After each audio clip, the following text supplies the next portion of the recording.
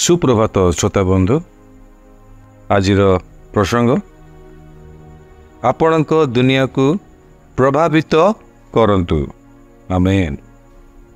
आजिर मनोनीत शास्त्रांश कलश मंडली निकट को साधु पाउलंकर पत्र 4 पर्व 17 पद। तुम्भे प्रभुंक कार्य जो सेवार पद पाइछ ताहा संपन्न करने को सावधान होइथाओ आमेन।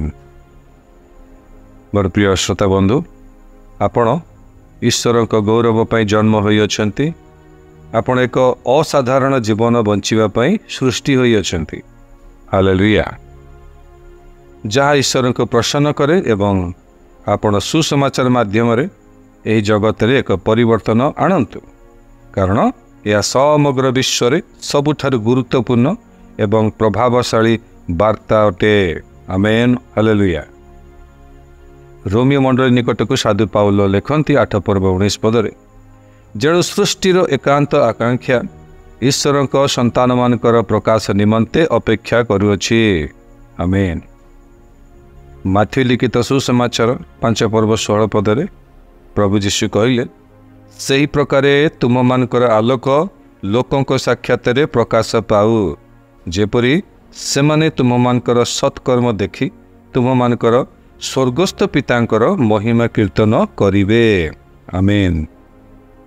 पृथ्वी रे आपणकर प्रकृत उद्देश्य हेउछि ईश्वरंकर महिमा प्रकाश करिबा एवं आपणक प्रत्येक क्षेत्र रे ताहांकर राज्य स्थापन करिबा।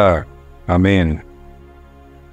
ईश्वर हुएत आपणको किछि बड़ जिनिसरु आरंभ करि न पारंती, किंतु से आपणक हाथ रे जहा किछि दियंती सेथिरे आपण विश्वस्त रुहंतु। जेते बेले आपण अल्प विषय रे विश्वस्त हेबे से आपणकु बहुत विषय पर दायित्व प्रदान करिवे। आमेन। मोर प्रिय श्रोता बंधु मन रखंतु, आपण एही जगत रे ईश्वरंकर राजदूत अटंती। आपण एही जगत को आलोकित करिबा एवं अन्य मानकु प्रभावित करिबा पई ईश्वर का उद्देश्य रे निर्मित होई अछंती। ख्रीष्ट आपणकर भीतर अछंती। आमेन। ईश्वर आपणको आजिर वाक्य द्वारा विशेष भाव रे आशीर्वाद करंतु। आसंतु प्रार्थनार समय मध्य को जीवा, प्रार्थना करिबा। मो पछे पछे आपण एही प्रार्थना करंतु। प्रिय पिता, मते एक प्रभावशाली जीवन रे आह्वान करिथिबारु एवं आपणकर पवित्र आत्मा प्रदान करिथिबारु धन्यवाद।